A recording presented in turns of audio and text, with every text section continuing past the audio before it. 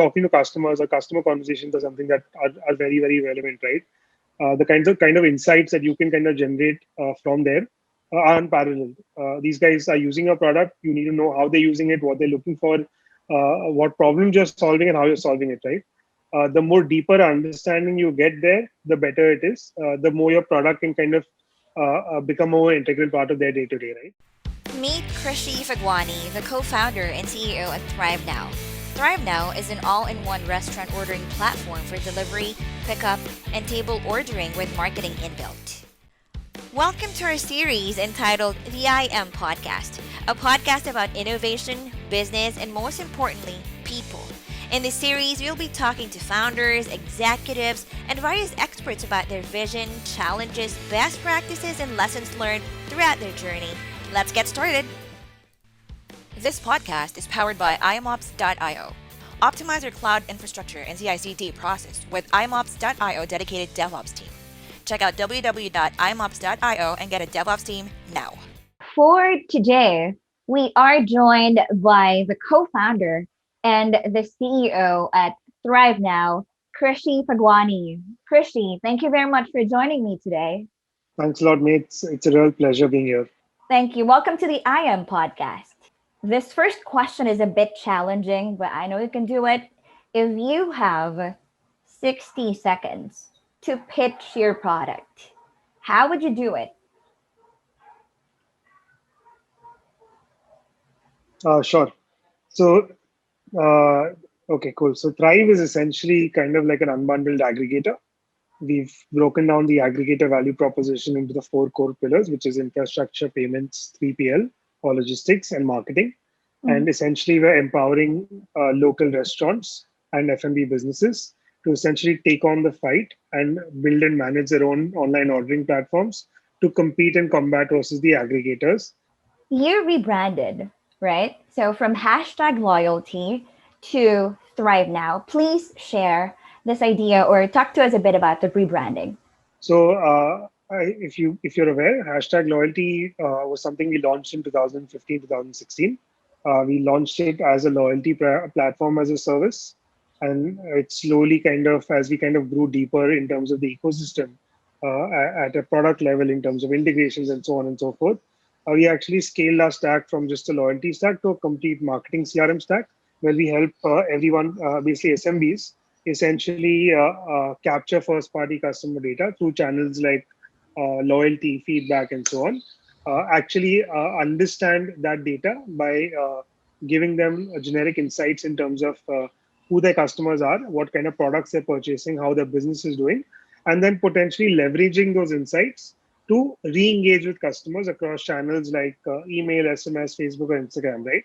So essentially helping them build those relationships and then retain and re-engage with these customers over time. What happened for us with the kind of pandemic, right, was that because of the kind of business model we were at, we were very heavily reliant on people actually going out to the restaurant or to the store and actually sharing the mobile number, because that's how we kind of kept track of customer data, right? And who's coming in where and so on and so forth. When the pandemic kicked in India and the first phases of lockdowns kicked in, so people stopped going out and consumption of our product kind of dropped overnight.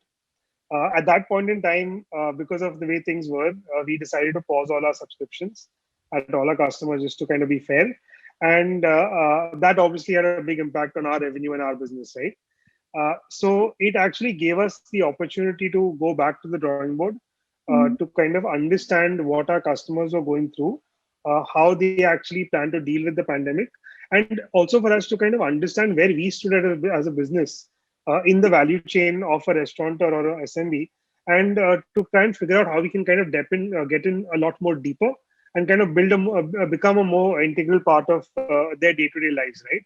And that's when we realized that there was a big opportunity in the online ordering space, because on one side we have the aggregators who've essentially become digital landlords today, and on the other side there was very little infrastructure available for say restaurants to launch their own online ordering platforms in India that kind of catered to all their needs and kind of allowed them to do this efficiently. What pain points? I mean, what did you see in your industry, in the industry or society, that you felt, okay, I need to solve it? You talked about the aggregators. So what's happening in that industry? If you look at the food industry globally, right, on one side, you always have the aggregators in other markets. In Southeast Asia, there's probably Uber Eats and Grab. In the US, there's Grab and DoorDash. There's Uber Eats, there's Grubhub, and a bunch of others, right? I think India is still a couple of years behind where the global markets are in terms of food delivery as an ecosystem per se. But what has happened in the last 5 years was that the aggregators in India, like a Zomato and Swiggy, initially started off like how others have to kind of become the middleman between the restaurant and the consumer and kind of facilitate convenience and facilitate that delivery per se, right? So what has actually happened in the last 5 years though, they've gone from just being facilitators to becoming the brand themselves. And this is actually taken away the brand from the restaurateur. And today, for any restaurant that's listed on a Zomato and Swiggy, essentially they are kind of like a cloud kitchen serving the Zomato Swiggy brand, right? So I think that is one of the key negative influences per se that the aggregators have had on this entire ecosystem. Outside of that, I mean, it's a given that the commission rates are absolutely crazy, right? In fact, India has some of the highest commission rates from an aggregator perspective. Food commissions go upwards of maybe 25 to 30% Mhm. without discounts and advertisement costs. So it's really high, right? And there's no sharing of customer data. So as a restaurateur, you have no idea who you're serving. You have no idea whether it's a new customer, repeat customer. There is no way for you to kind of personalize that delivery, even though because I mean, this is the hospitality industry you're talking about, right? They've kind of built up their reputation on experiences. Now, while delivery might not, you might not be able to deliver the same experience as what you are in store. People can do certain things differently to kind of ensure that their customers are feeling more welcome. So they kind of come back and build that connection with them. So you mentioned that you are offering or helping restaurants. Is this for restaurants or are there any other industries that use your product or solution? So we traditionally work with the food and beverage industry. Mhm. Today we work with restaurants. We also work with a lot of home chefs and home bakers. In fact, we are also just going to be launching a pilot with alcohol company. D2C delivery for alcohol has just gotten legalized in certain states in India. So they will be using our infrastructure to actually sell alcohol directly to consumer from the nearest wine shop available.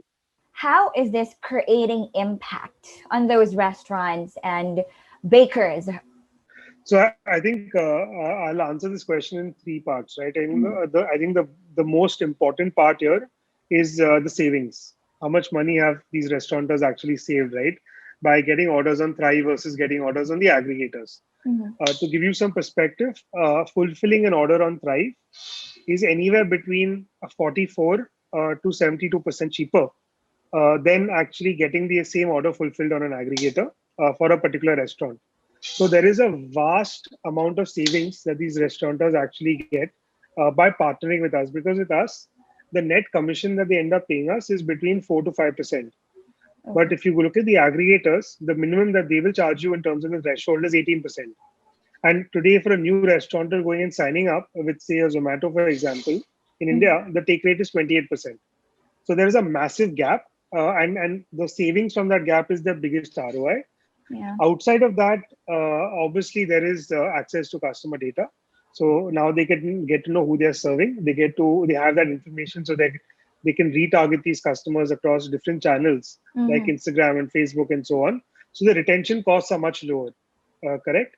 And I think the third thing for a lot of businesses as well is because of the kind of infrastructure we've created. Our understanding, and this is maybe more for the home maker, home chef market that traditionally never had access to a platform like this, right? Because they never Yeah. work with the aggregators per se. Our proposition to them is you worry about your food, our product manages everything else for you, right? So you can just focus on what is important to your business. And that's the kind of idea here. So if there are restaurants or viewers, could you walk us through how they can benefit or how they can use your product? So the way we actually work is the first thing that we help a restaurant do is set up their own online ordering platform, right? So a restaurateur can simply go online to our sign up page, which is thrivenow.in/sign up, and essentially go through the sign up and onboarding process and launch their own online store in probably 10 minutes tops. So it's very simple for a restaurateur to actually set up shop. and then start selling, right? Now, once a restaurant has a store, we have a series of webinars, we have some marketing guides and stuff like that to help them actually start marketing this on different channels, completing certain best practices on Google, My Business, on Instagram, on Facebook, on WhatsApp, and so on and so forth, right? So they can start driving some traffic through these different channels. What we are actually doing for them is we are opening up a few more channels right now. So we are partnering with some like-minded businesses essentially to essentially provide the consumers from those ecosystems with an offer that they can come and redeem at any Thrive restaurant, right? So I'll give you a Mhm. very simple example. There's a company in India called Cred. Probably heard of it. They're one of the unicorns that have come up in the last couple of years in India, right? Now, Cred typically caters to the credit card audience in India, which is slightly more premium in terms of ticket size and all of that, right? With Cred, the partnership has been structured in such a way that Cred customers actually get between a 5 to 10% off by redeeming their Cred coins on our platform to make a payment, right? If I look at the aggregator ecosystem, Mhm. there is about 23 million users on Zomato and Swiggy today. What we are trying to do is open up a much larger ecosystem through partnerships of close to around 225 million users across platforms like Cred, Twit, Google Pay, PhonePe, and so on, to kind of help restaurants acquire customers from there. And then post that, once a restaurant has access to some sort of customer data, they can actually go ahead and launch a loyalty program, start collecting feedback from their customers, start leveraging the customer data and the insights to actually retain and reconnect with customers on different channels as well.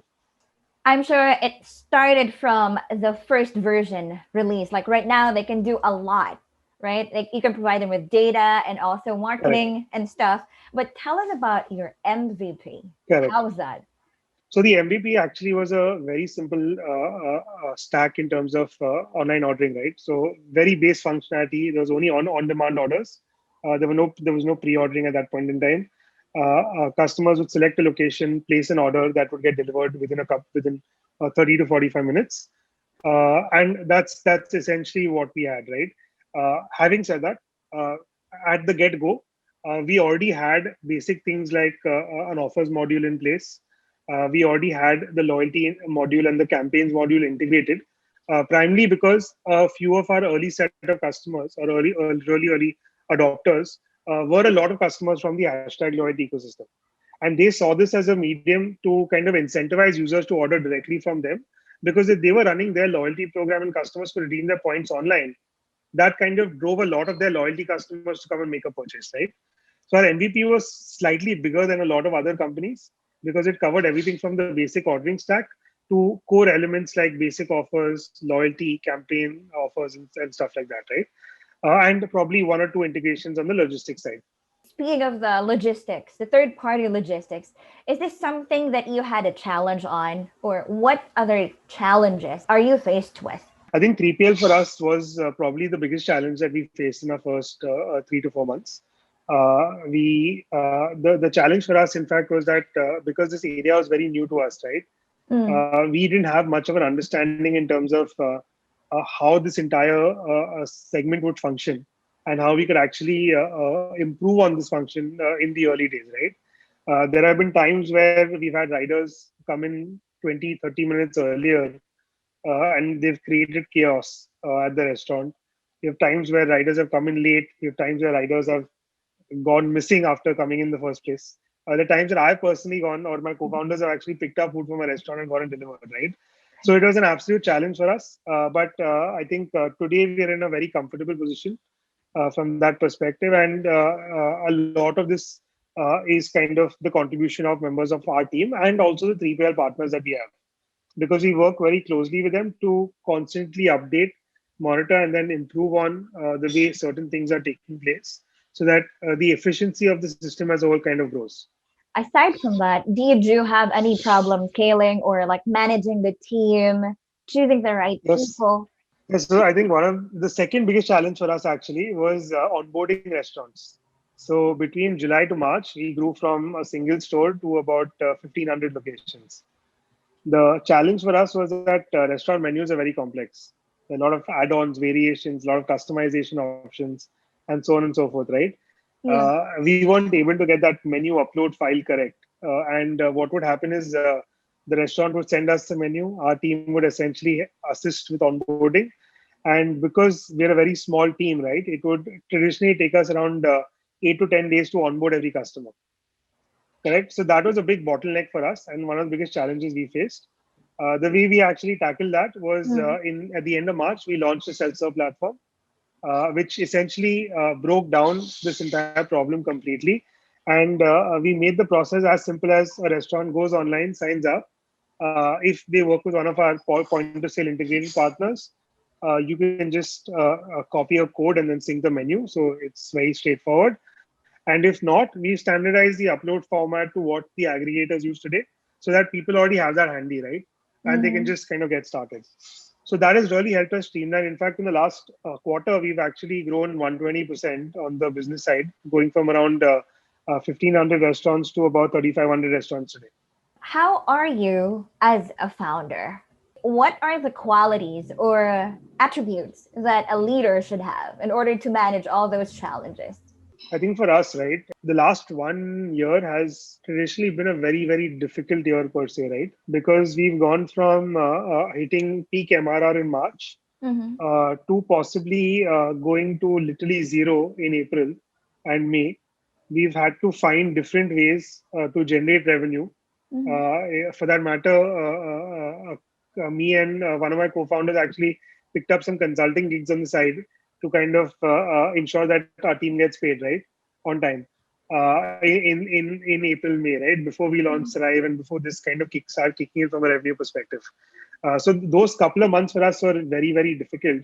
I think one of the qualities that has kind of worked very well for the three of us co-founders has been that we've been very, very persistent. We traditionally do not give up, and if we believe in something, we kind of want to see it through, right? A few people don't do that, and that's why they end up cutting short. I think that is one of the most important qualities for a founder, because running a startup is a roller coaster of an experience, right? There's going to be ups and downs. You just need to be kind of there mentally to kind of persevere and kind of see that through. The tech industry is definitely going to explode as we are seeing, right? It's very fast paced. So tell us about the next evolution of Thrive. What's your vision as a co founder? So to kind of give you that perspective, right? So one very interesting fact is that Thrive was actually born out of insights that we generated from our previous avatar, right? Hashtag loyalty. We had access to around 7.5 million users and around 22 million transactions, and having worked with more than thousands of businesses there, right? So that gave us a lot of perspective in terms of where things were moving, how consumers were kind of interacting, how they were eating, where they were eating, how they were ordering, and so on and so forth. So, in terms of where we kind of see this go, and that kind of laid the foundation for where we are today with Thrive, right? And that's helped us scale so quickly so far. Now, the way we see this moving forward is broadly what we kind of see this as is kind of like the Shopify equivalent for the F&B ecosystem. I say F&B because I don't want to restrict it just to restaurants, but to the Mm. F&B ecosystem in general. So today, when we work with D2C companies, like for example, the alcohol firm we're launching with, it is not a restaurant, but it's an alcohol brand. In fact, Mm. they'll be selling around 500 SKUs of products on that, right? So we see this kind of becoming the Shopify for the F&B ecosystem. We are the currently we kind of stand in the center with the entire ordering stack and the infrastructure, but we are building layers on top today. 3PL was one layer that we wanted to initially focus on. We built the payments layer. Now we're building channels so that Mm. brands can start expanding on different channels and kind of setting up mini stores everywhere. And then we look at different areas like marketing, inventory, the supply chain, and so on and so forth, right? To ensure that everything a restaurant needs to operate and kind of grow as a business is catered to either directly via Thrive or via a partner that we've kind of added onto our ecosystem. So far in your journey, please share with us some important lessons or what are the best practices in order to thrive. A couple of things the way we've kind of functioned so far, right? That has really worked for us. I think talking to customers or customer conversations are something that are very, very relevant, right? the kind of insights that you can kind of generate from there are unparalleled. These guys are using a product. You need to know how they're using it, what they're looking for, what problems you're solving, and how you're solving it. Right.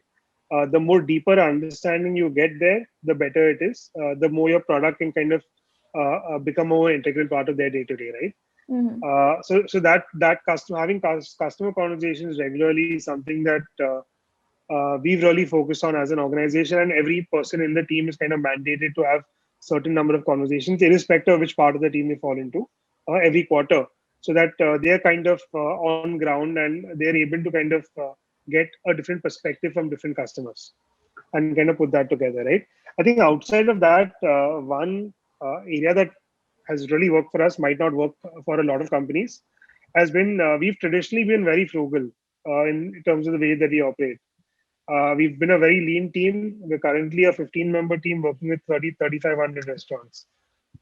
Everyone is stretched through, but we've always believed in the fact that we wanted to stay lean, and we're very frugal in terms of how we go about spending on certain things. If we have to spend on marketing, Mm. we will ensure that we've done like 10 sets of experiments to kind of get the kind of ad campaigns that we want to run right before actually scaling it up, right? So we've been very, very frugal in terms of how we've kind of managed the money, and that's really helped us sustain for so long, and hopefully now even grow very quickly. I want to ask about the funding experience. Like, do you have any insights or best practices, also strategies? So I think funding is, I think it really depends on your background and the company that you're kind of building, the kind of domain that you're in. Today, for example, we are actually in the midst of a fundraise right now. We will be going out and closing this fundraise in the next probably 15 to 20 days, maybe a month, right? For us, our priority this round, and while it's a decent place, is essentially to bring in a lot more strategic investors. And the reason why I say that is because what we personally believe is there's you can get money from everywhere, right? You can have 10 people coming and giving 100K each, and you got $1 million right there, right? Mm. But that is not going to really help your business grow per se, right? Money is just one component. Looking for strategic investors at an early stage is very, very important, because it kind of shows that impact when you go to raise your next round. It helps you tailor your and kind of tweak your business model, change strategy, get access to a network that you can probably leverage to even grow your business, right? So bringing in the strategic investors in the first round or in early rounds are very, very critical, and something that a lot of people should focus on. Outside of that, I mean, traditionally, as with hashtag loyalty, we were a SaaS business, right? And we are actually Mm. part of this accelerator called Opeka, which is the largest B2B SaaS accelerator in India.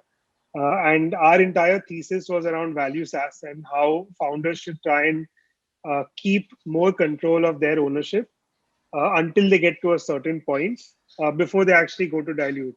And that's why our mindset also as SaaS entrepreneurs prior to this was very frugal, because we always wanted to ensure that we are generating enough capital. We get to a certain point ourselves before we go and dilute more. So I think different people, depending on the which side or which kind of business you're running, might have different requirements. If you're SaaS, I would recommend until you probably touch maybe 500K to $1 million in kind of ARR, don't even look outside to go and raise funds, right? Try and build that business yourself. But if you're a consumer play, you might require crazy amounts of capital on the get-go. So I think it really depends on the business, but this is what has kind of worked for us so far. Have you rejected a lot of investors? No, we've actually not. Oh. We are we're in the midst of a fundraise right now. We are just kind of putting structure to the round. Mm. Good There luck. are certain investors that we really want to bring on board because of value that they will add, and basis what they end up committing, we will then reallocate certain funds to maybe non-strategic angels that kind of want to get involved, or so on and so forth, right? So depending on down structure, we might have to say no to a few people, but it is just what it is right now. Thank you. This is my last question. So please complete this statement. I am Krishi, your blank founder. That's a very difficult question. I am Christian, and I'm, I guess, a very persistent founder per se, or someone who has kind of we don't give up, right? We continue to work in what we believe in, and we ensure that we kind of get to a point that we kind of see our company kind of going to. So I guess that in some ways is what it is. But yeah, if I think of something else, I'll definitely hit you up. Interesting. Okay, well, that's good. That's good. Thank you very much for those rich insights, for the tips and the best practices you shared today. It was very helpful, Krishi. Thank you. All right, thanks a lot, May. Make sure to check out www.imops.io if you want to know more about us. Subscribe to our podcast so you can get notified every time we post a new video. Thank you, and you have a great day.